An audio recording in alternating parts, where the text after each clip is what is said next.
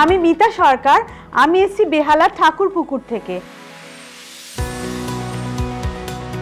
আমার প্যাশন হলো রান্না করা, নতুন নতুন রান্না করা এবং সেই রান্না করা খাবারগুলো আমার পরিচিতদেরকে খাওয়ানো। আমি প্রাইজ মানি পেলে আমি চাইবো যে আমি একটা ছোট্ট ক্লাউড কিচেন করার, যেটা আমাকে এই সানরাইজ অন্নপূর্ণাই ভাবাতে আর কি সাহায্য করেছে। আমি এটা নিয়ে এখন ভাবছি। আমার আজকে রেসিপি হলো কচুরলতির ঝাল।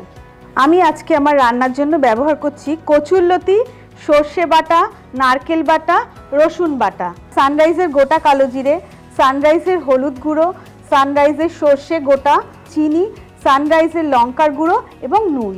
আমি কড়াইতে দিয়ে দিচ্ছি সানরাইজের সর্ষের তেল। বেশ খানিকটা সর্ষের তেল এখানে লাগছে আমার। এবার দিয়ে দেবো কালো জিরে ফোড়ন। ফোড়নটা একটু গন্ধ উবেছে, এবার আমি দিয়ে দেবো কচুরলতিগুলো।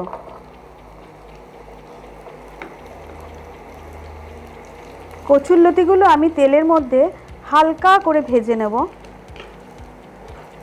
এবার কচুরলতিগুলো হালকা করে ভাজা হয়ে গেছে, তাতে দিয়ে দেবো একে একে আমি এখানে দেবো হচ্ছে সর্ষে বাটা দেবো সানরাইজের। এরপরে আমি এতে দিয়ে দেবো নারকেল বাটা। আমি দিয়ে দেবো রসুন বাটা। এটা দিয়ে আমি একটু কষিয়ে নেব কচুরলতিটাকে।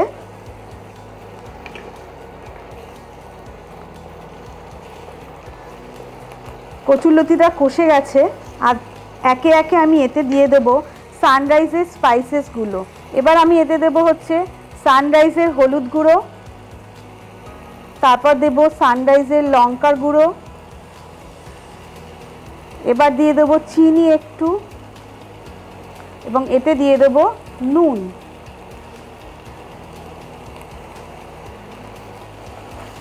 এটা দিয়ে আমি সুন্দর করে কষাবো। এই মশলা থেকে প্রচুর জল বেরিয়েছে, এই জলটার মধ্যে এই পুরো রান্নাটা হবে। আলাদা করে আমি জল ব্যবহার করছি না। এই রান্নাটা খুব আস্তে ঢাকা দিয়ে দিয়ে দিয়ে সুন্দর করে কচুরলতিটা আস্তে আস্তে মজে আসবে, এবং আমি ইন্ডাকশনটাকে সিমে করে দেবো একদম আস্তে।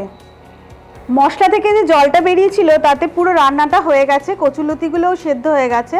এবার আমার রেডি হয়ে গেছে কচুরলতি।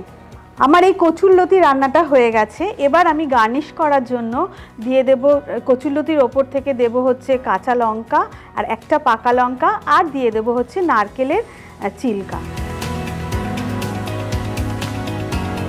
আমার এই রান্নার ভিডিওটি ভালো লাগলে সানরাইজ পিওরের ইউটিউব চ্যানেলে গিয়ে চ্যানেলটিকে সাবস্ক্রাইব করবেন এবং আমার এই ভিডিওটি লাইক, শেয়ার এবং কমেন্ট করে আমাকে ভোট দেবেন।